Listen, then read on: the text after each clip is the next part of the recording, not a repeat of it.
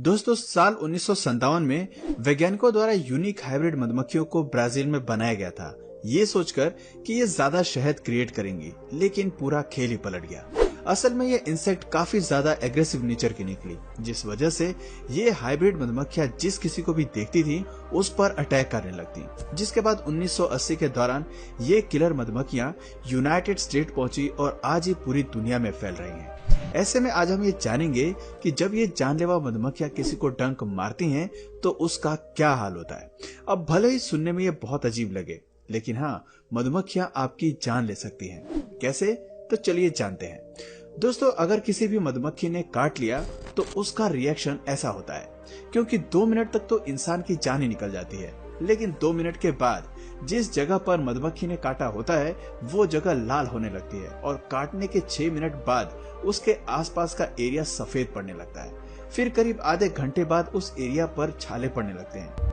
दोस्तों, इस मधुमक्खी का जहर इतनी तेजी से फैलना शुरू करता है कि इंसान का दर्द खत्म ही नहीं होता और लगभग 1 दिन बाद वो जगह पूरी तरह लाल पड़ चुकी होती है और दर्द के साथ साथ खुजली भी होने लगती है।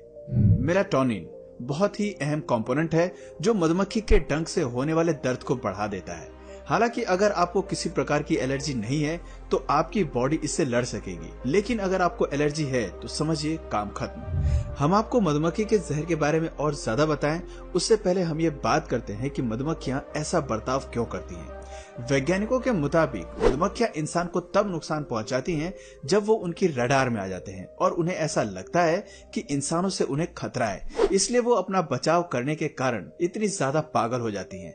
सामने वाले के हमला करने से पहले ही खुद हमला करने की सोचती हैं और जब एक मधुमक्खी किसी को डंक मारती है तो वो एक अलार्म फेरोमोन रिलीज करती है, लेकिन अगर मधुमक्खी किसी को गहरा घाव देती है तो ये ज्यादा से ज्यादा अलार्म फेरोमोन रिलीज करती है, जिसकी वजह से बाकी मधुमक्खियां भी आकर उस पर वार करना शुरू कर देती हैं। और इस तरह की परिस्थिति में इंसान के पास सिर्फ एक ही रास्ता होता है, या तो वो भाग जाए या फिर मर जाए, क्योंकि लगातार मधुमक्खियां आती रहेंगी और अपना वार करती रहेंगी। और हाँ, हम आपको ये भी बता दें कि पानी में जाना इसका समाधान नहीं है, क्योंकि जैसे ही आप पानी से बाहर निकलेंगे मधुमक्खियां वापस से हमला शुरू कर देंगी।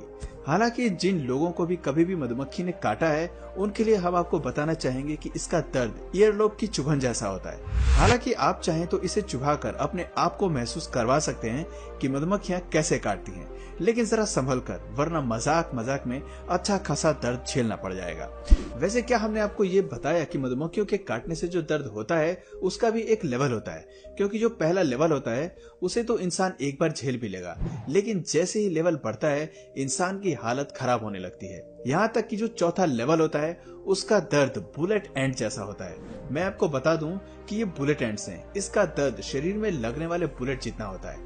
अब आप समझ लीजिए कि दर्द का लेवल कहाँ तक पहुँच सकता है। लेकिन शायद आपको ये पता नहीं होगा कि किसी पर भी इतना घातक वार करना मधुमक्खियों के लिए जानलेवा होता है, क्योंकि अपने डंक मारने के बाद मधुमक्खियां मर जाती हैं, क्योंकि डंक मारते समय डंक उनके शरीर से टूट जाता है, जिसकी वजह से इनके शरीर के अहम हिस्से काम करना बंद कर देते हैं। इसलिए केवल रानी मधुमक्खी ही किसी को भी अनलिमिटेड बार डंक मार सकती है, क्योंकि उसके डंक का स्ट्रक्चर काफी स्मूथ होता है, वरना बाकी मधुमक्खियों का घातक डंक उनके लिए ही जानलेवा होता है। हालांकि ये तो हम इंसानों की बात हो गई, लेकिन तब क्या हो जब मधुमक्खियां किसी दूसरे इंसेक्ट को डंक मारे। जाहिर सी बात है, इन्हें हम इंसानों को डंक मारने के लिए तो बनाया नहीं गया है, इन्हें जहरीला दूसरे इंसेक्ट से लड़ने के लिए बनाया गया है। ऐसे में जब ये मधुमक्खियां दूसरे इंसेक्ट को डंक मारती हैं तो ये बड़े मजे से बार बार उस पर वार करती हैं। अब दोस्तों, भले ही मधुमक्खियों का डंक उनका सबसे बड़ा हथियार हो, लेकिन एक अकेला हथियार तो नहीं है, क्योंकि कुछ मधुमक्खियां अपने शरीर को पकाना भी जानती हैं। नहीं, हम बिल्कुल मजाक नहीं कर रहे।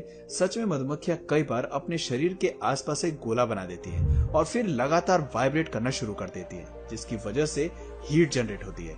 जहां वैज्ञानिकों का कहना है कि जब ये मधुमक्खियां हॉर्नेट के आसपास अल्ट्रासोनिक वेव जनरेट करती हैं तो गोले के अंदर की एयर लगभग 40 डिग्री सेल्सियस तक पहुंच जाती है, जिसके कारण इतनी भयानक गर्मी से हॉर्नेट सच में मर जाती है। और ये किसी को मारने का सबसे दर्दनाक तरीका है, क्योंकि उसकी मौत भयानक दर्द झेलने के बाद होती है।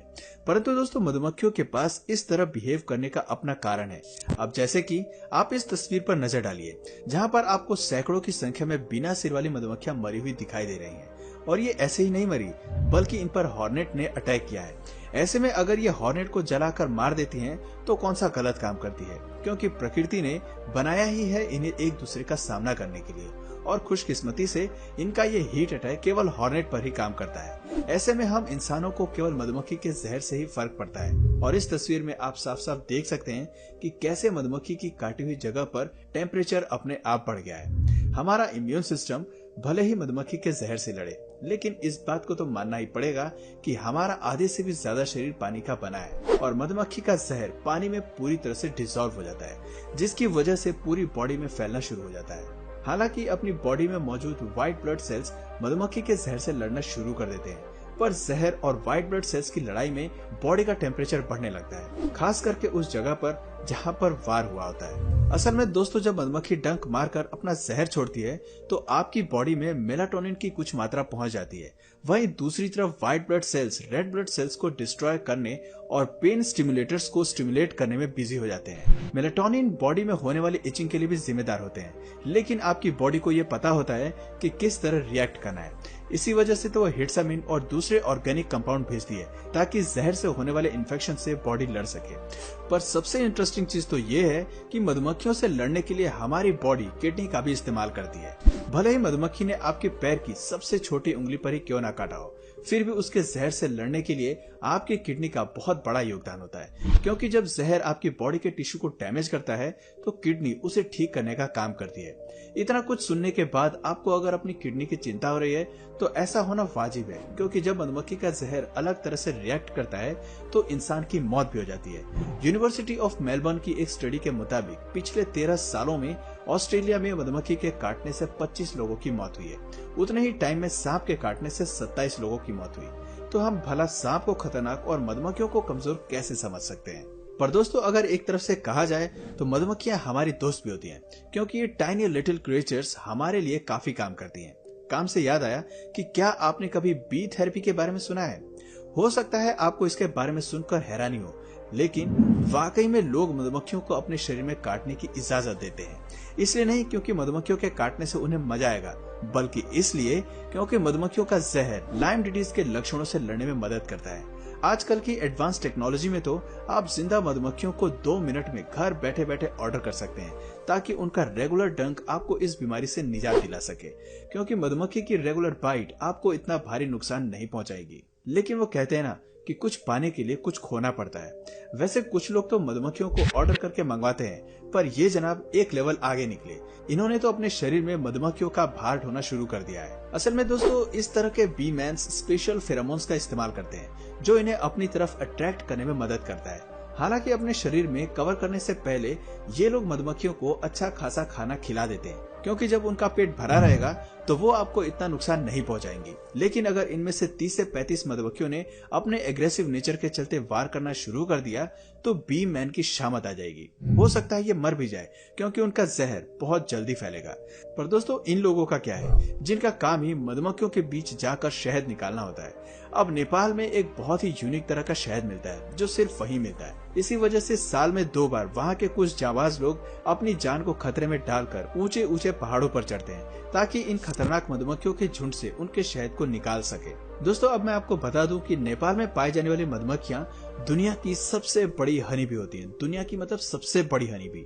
पर फिर भी यहाँ के लोग शहद निकालते हैं, क्योंकि उनका कहना है कि इस शहद में हीलिंग प्रॉपर्टी होती है, जो कि किसी इंसान को एकदम से मगन कर देती है। पर दोस्तों, ये टाइनी क्रिएचर इस बात को भी बड़े अच्छे से जानते हैं कि कैसे अपनी कॉलोनी बनानी है और दूसरे शिकारी जीवों को अपने से और अपने शहर से दूर रखना है। इसी वजह से तो ये अपने पंख एक लय में हिलाते हैं, जिसे देखकर ऐसा लगता है मानो ये मधुमक्खी का छत्ता नहीं बल्कि एक बड़ा सा जीव है। इसी वजह से कई शिकारी जीव तो इसे देखकर ही दूर हट जाते हैं। तो दोस्तों, मधुमक्खियां तो अमेजिंग होती हैं, लेकिन हम इंसानों की बॉडी भी काफी अमेजिंग होती है। इसलिए हमें इनसे दूरी बनाकर ही रखना चाहिए, वरना भयानक दर्द आपका इंतजार कर रहा है। बाकी आपका मधुमक्खी और इनके शहद के बारे में क्या विचार है, वह अपने कमेंट में जरूर बताइएगा। और ऐसे ही इंटरेस्टिंग वीडियो को लगातार देखते रहने के लिए हमारे चैनल को लाइक, शेयर और सब्सक्राइब करना ना भूलें। मिलते हैं फिर किसी वीडियो में नए टॉपिक के साथ। तब तक के लिए नमस्कार।